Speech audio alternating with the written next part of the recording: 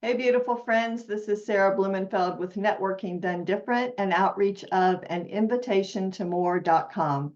Today, I'm joined by Nathalie Sessions. She is a nutritionist, and she's going to talk to us about intuitive eating and why the number one predictor of weight gain is dieting. Oh my goodness. When I read that on her website, I'm like, what?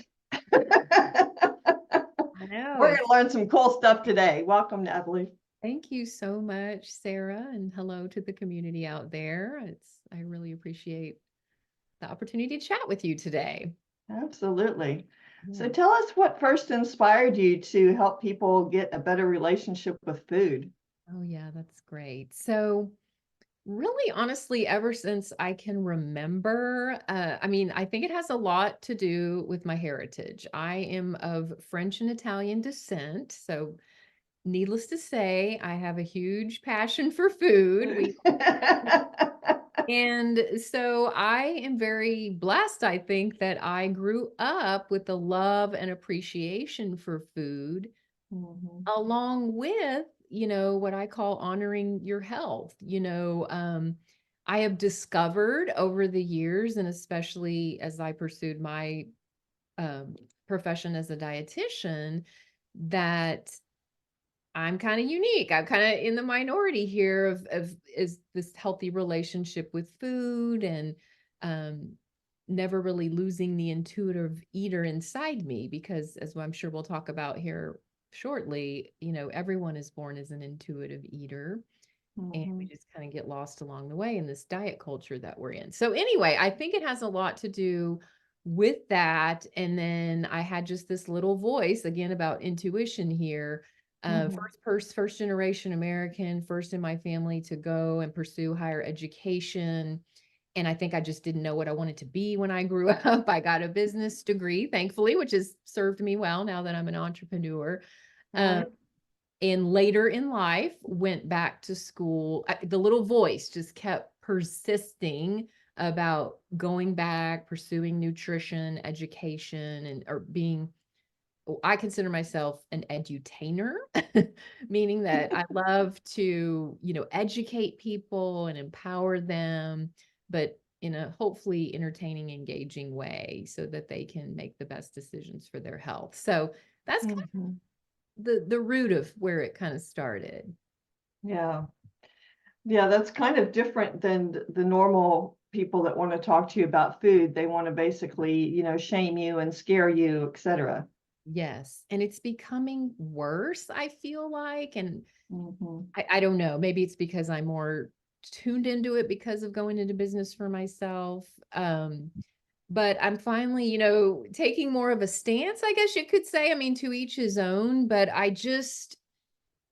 diets don't work as you shared in the introduction. And I think they are more harmful than good because where I operate and what I try to impart to my clients is sustainable, practical, realistic, long-term solutions, Mhm. like establishing your lifestyle and how food and eating and other things, contribute to your health. And just really, really firm believer in you that food is meant to nourish us Yeah. and it is supposed to be a pleasurable experience and that those don't have to exist separately, Right, right. Well, coexist. why is it that diets are so bad for your health and can lead to more weight gain Right. than less? So, yeah, I mean, kind of in short here, just to kind of give maybe more of a high level view. I mean, and maybe viewers here can resonate with this. It's really what you could call the diet cycle. Mm. So, well intentioned, maybe you want to improve your health or feel better in your body. And there's nothing wrong with dieting, but just maybe you're starting a new plan, starting something you heard about or a detox or something like that. You're really excited. You're feeling motivated. Maybe you're getting some results. And for a few weeks, you're kind of like riding high on this, discipline and things like that. Right. And then maybe shortly then after that, you start to maybe notice certain cravings, or you are more attuned to like your hunger and you're feeling hungry. And then maybe you start to kind of go off the plan and, indulge in some things that are not allowed, on the plan. And then that perpetuates some shame or some guilt, like you talked about, Mhm. feeling like you're breaking rules.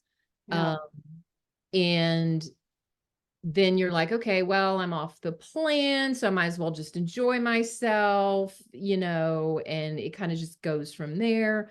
Then you feel that need to get back in control. And so you can see how this can become very cyclical. Yeah. So, so diets are just really set up for you to fail. They have an estimated up to 95 to 97% failure rate. Oh, wow. Yeah. In terms of, and just what I mean by that is that, that whole factor that I'm sure we've all heard, where people go, then maybe they lose the weight, get the outcome they want. But then as soon as they go off of it, then the weight comes back, and often more comes back, Mhm. And than why is that, that it's often more? because I mean, it could be a lot of different reasons, but just because it impacts your metabolism, and dieting, especially like chronic dieting, if you will, Mhm. going off again, that weight cycling is not good for the body. It slows your metabolism. It can slow your metabolism. So, for that reason is a big one amongst others. Yeah. So yeah, it's really hard. I mean, again, especially in America, especially in the US, with this diet culture we're in, it's everywhere. You might not even realize it. You might not Mhm. even if you're not someone who has dieted per se, Right. you may not even realize the impact or the influence that has had on your mindset around food. Right. Yeah. So, Well, it seems to me like people are so excited. They go on a diet, they do see some results. And then when they start seeing it go the other way, rather than say, you know what, diets don't work. Instead, they blame they themselves. think There's it's something something wrong wrong with with me, them. Yes. right? Yes. So it's, one message I want to impart here today is you are not the failure. The diet is the failure. Hmm. And it's, one thing I teach in programs and work I do with clients is, and it's hard. It's hard to get the unstuck. It's like a reverse process. You have to like unlearn these things that have maybe been ingrained in you, growing Right, up, right. or just different things as an adult. So just learning how to stop labeling food as good or bad, like stop, Mm. assigning morality to it. Um, and that, all foods can fit. That's a big part of the intuitive eating approach. uh, Yeah, is, and stop beating yourself up, for smaller, quote unquote mistakes, or getting off.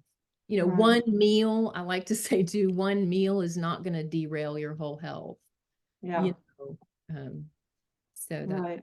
hard for So people. tell us a little about intuitive eating. Probably a lot of our friends have not heard of that. Yeah, even though it's been around, I guess you could say, a long time now, it is new for a lot of people. So essentially, bottom line, what it is it's an approach or a methodology. It's not a diet, it's not a certain plan, but it's really a way of approaching and helping heal your relationship with food, to get away from this diet culture, and promote a healthy relationship with food, based Right. on 10 different principles. And it may be worth noting that it was, conceived or developed, offered by two dietitians, who kind of saw Oh. all these things we're talking about. It has a lot of science behind it.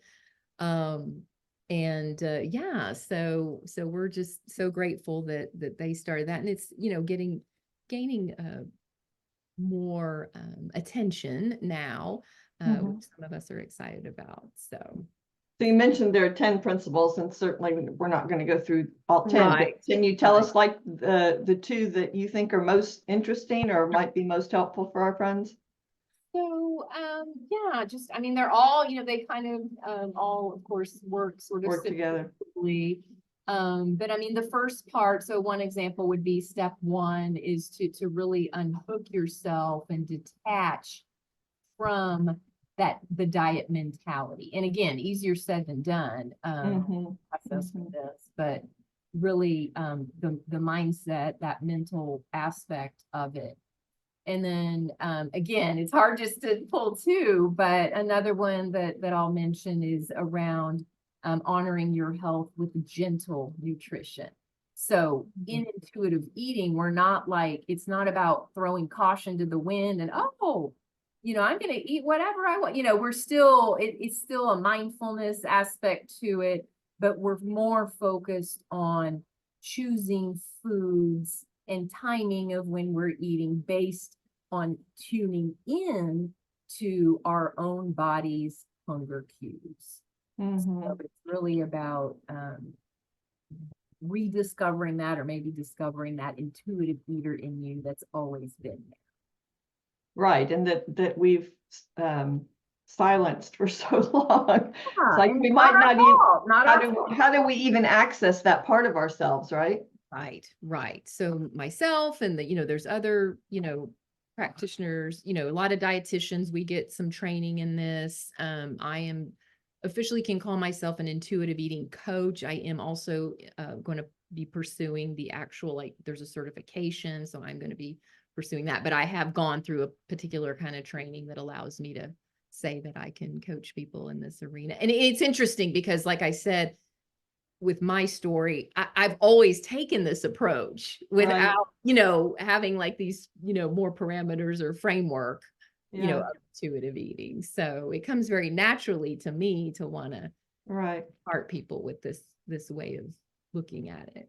And the framework, I would think, helps people who have silenced that part of themselves to be able to wake that back up. Yes. And again, everyone is on, and I'm sure this in your others you've talked to, health and wellness, we're all on a unique journey. So for some people, this could be it could bring up a lot. It could be a very challenging process to go through. And for others, they will be like, just get this light bulb of freedom, like food freedom and just feel liberated by these insights and learning about this. So it's really beautiful to kind of just see, how each person experiences this. Yeah. Besides the point of view that diets work, what are some other really common fallacies that you find that people believe about food that are really detrimental to them? Well, I mean, so essentially, I think just any way of eating or a plan or a program or anything that is asking you to restrict or completely eliminate, a major macronutrient, carb, protein, and fat are our main nutrients, in case people watching are not familiar. And so if a particular something you're trying, a diet plan or whatever it might be, is saying, you can't have this, that, or the other, in a very restrictive way, that is a real red flag. Because our bodies, need, certain amounts of those, in relatively large amounts to be able to function properly. So, and just really anything where the goal or the intent is to shrink your body. Again, it does not mean there's nothing wrong with wanting to feel good or to lose weight. But again, it's more around that relationship with food, and honoring your body's cues and nourishing it in a way that's going to help you, reach those health outcomes that you're wanting. So, and there, again, as we mentioned earlier with dieting and restriction and things like this, first, we want to make sure you're meeting your nutritional needs, and that, varies somewhat from person to person. but Right. also that pleasure piece, taking the whole pleasure thing. We could talk about that, for a long time on its own, but just rediscovering the enjoyment that eating and food can bring you, that is, I think, meant to be a part of the whole experience. Right. Because otherwise, we can just again have there can be physical impacts of not meeting our nutritional needs, as well as psychological and emotional. So Yeah. yeah. And I think most people would not equate the two, right? Okay, I've started this really restrictive diet over here, and now these things are happening, body, mind, and spirit, but we don't put the two together. Yeah, it's kind of amazing. I used to, yeah, there's still a lot of education. I think Yeah, so for much sure. opportunity for education. And that's the part I love of what I do the most. I love educating people so you can make an informed decision Mhm. about what's right for you. Yeah, So yeah. I like to provide what I call a flexible structure, because we do want some framework, some guidelines and things. Of course, I can Mhm. provide that. But I Right. mostly want you to feel confident, boost your food confidence so you're aware, you're informed, and you Mhm. can decide what's going to align best for you. Yeah. So how do you work with people? Is it all one-on-one or you have groups? I do both. So Ooh. yay. Yeah. So mostly I would say that I mostly teach midlife women and men who are struggling with subpar self-care.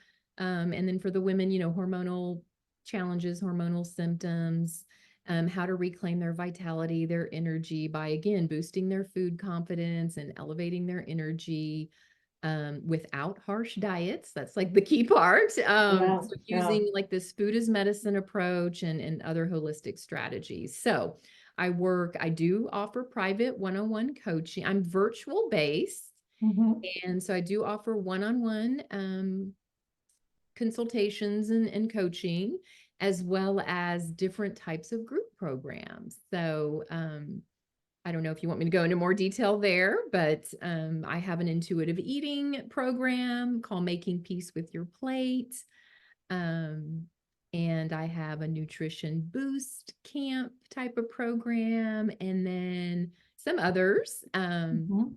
And those are online. And then I'm starting to, and my ultimate goal with my business is to do more in person, like workshops and things of that nature. I just piloted a new signature program called Radiant Transition, which Hmm. is specifically designed for the perimenopausal, menopausal woman. It's not all about menopause, but it is a comprehensive women's wellness program I piloted as a hybrid. So we had a VIP in-person experience, and then we had some online sessions. So more to Oh, come on nice. that evolution. That's going to evolve as things go. That's awesome. Yeah, at the time we're recording this, which is February 26th, Yes, 2024. yes. I know you have a couple things up, and I'm sure they'll be repeated. One is, as you mentioned, the what was Yes. it? Something with So your I have a plate, 21. Yeah. If someone happens to hear this and is interested in the right? next couple of days here, I'm Right. starting up the spring offering of the 21-day intuitive eating program called Making Peace with Your Plate. So you can go to Mhm. my website, nutritionsessions.com, if you want to learn about that. And I usually offer it 1 to 2 times a year. Okay. Um, and then yeah, would you like me to talk about Yeah. Talk other about stuff? what you got coming up. Yeah. So in April, so I love some unique collaborations and things. So I am going back to Brenham at the Chapel Hill Lavender Farm in April. In the fall, I met the owner, we hit it off. And in the fall, Mhm. last fall, I taught a cooking with herbs class. Oh, That was so fun, and how we talked about the health benefits of herbs and how to incorporate them into your meals. And then I'm going back. She invited me back. I'm going to be there April 6th for an aromatherapy class. So you're like, what is the dietitian doing teaching aromatherapy? I am cross-trained in other areas, holistic strategies. Yes. So I've I had love some, it. yeah, I'm like, You I may know be I'm in asking. nutrition. So that'll be really fun. It sounds like so much fun. I would be Yes. there. So I would so be there, except I have another commitment. But when I Yeah. read about it, I'm like, oh, wow, that sounds awesome. She does some other night fun classes there too. And I'm so excited to partner up and be able to do, hopefully we can continue that. Yeah. And yeah, and I do speaking engagements. I do, so based in the Houston area, and for companies, maybe seeking or professional organizations that need a luncheon panelist or a lunch and learn speaker. I do those kinds of services as well. Okay. Yeah, so primarily on some different nutrition topics, but also again, stress management, sleep, brain health, different things like that. So, Mhm. yeah. And I don't know if now's the time to mention, but I have kind of a gift, a little gift Oh, for yeah, your sure. viewers, especially with our discussion on the intuitive eating. If they would like to grab a little free download sheet that I have for your helping you discover your hunger and fullness cues, they can go to nutritionsessions.com/scale, SCALE. Did I spell that right? Yeah.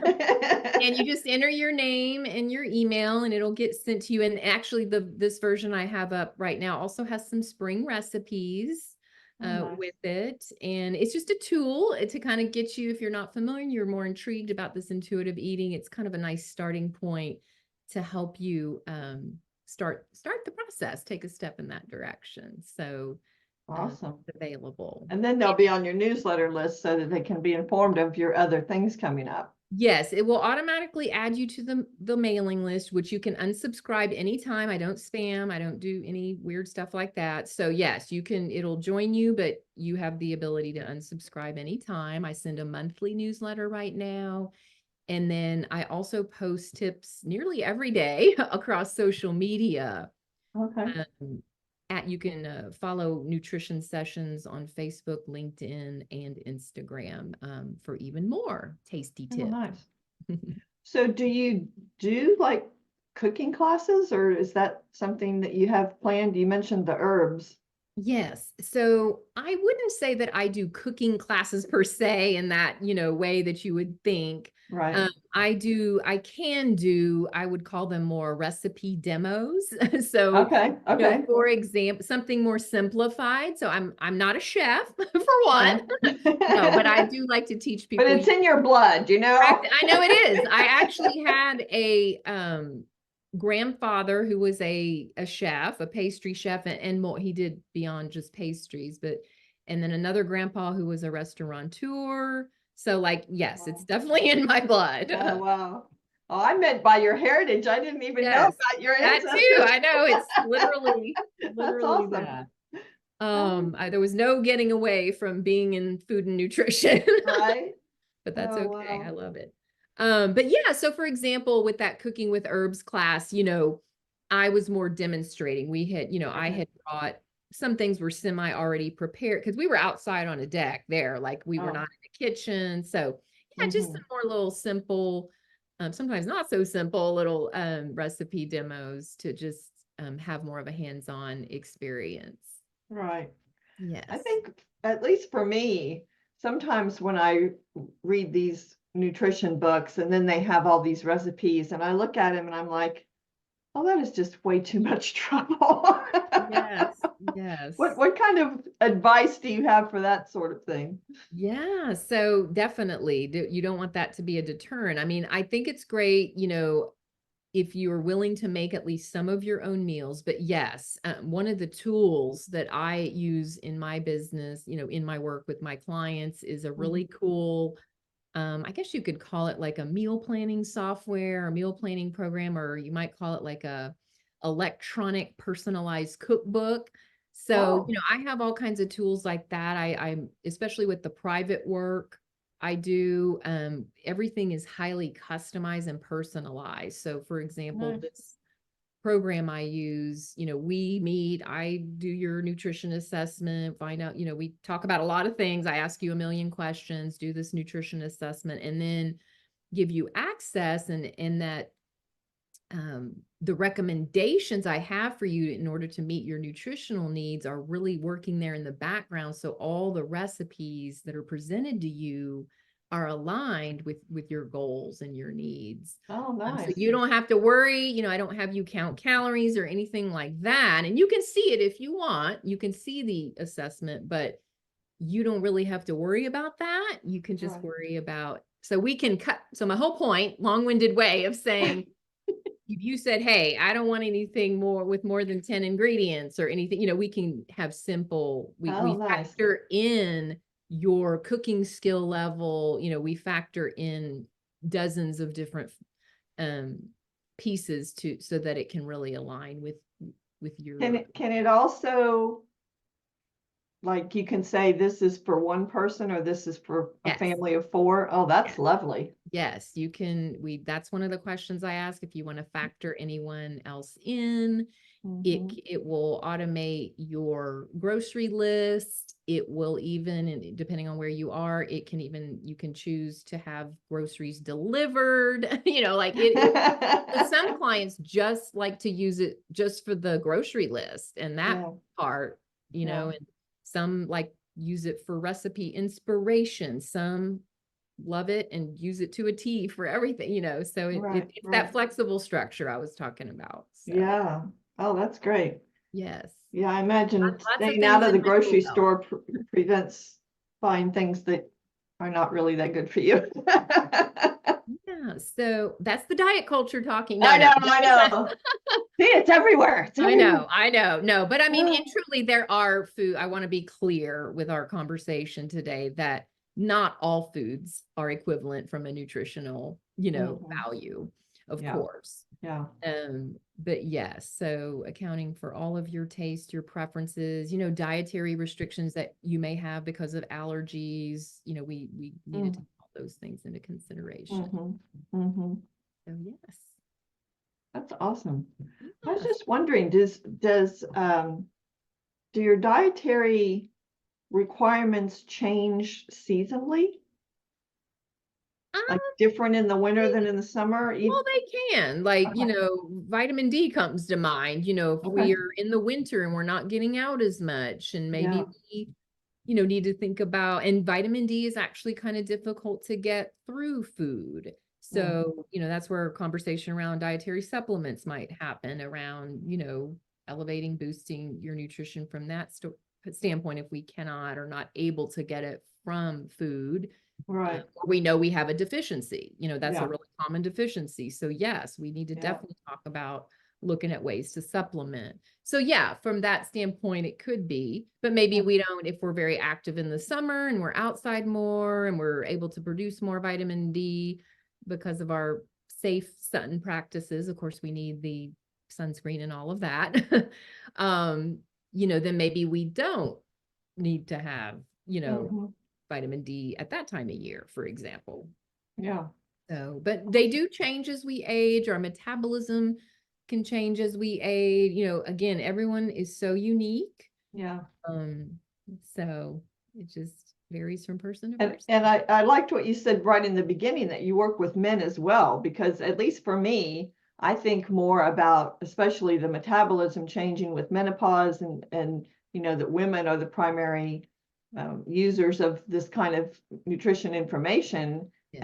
And the men get left out, but they have their issues too, right? Oh, absolutely. We all do. I love working with men as well. And I have had many different male clients. And it's interesting, in my prior role, before I started my business, I actually had more male clients than I did female. So it's been really interesting.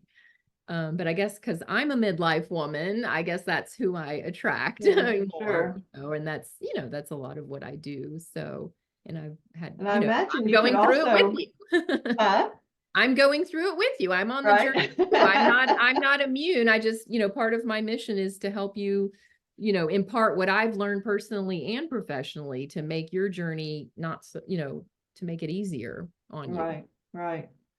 And I imagine also with if someone has a child, especially a young girl, for instance, who is caught up in the diet culture and all that stuff, that it Mhm. would be very beneficial for them to bring their child to your work, and so that they can learn from a very early age, this is Right. how you eat intuitively, etc.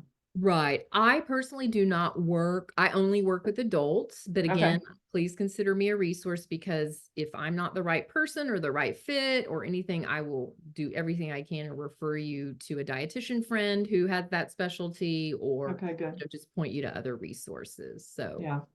I Well, only that, yeah, and I love that, that in your work, you have these other resources that can help people with the areas that you don't specialize in.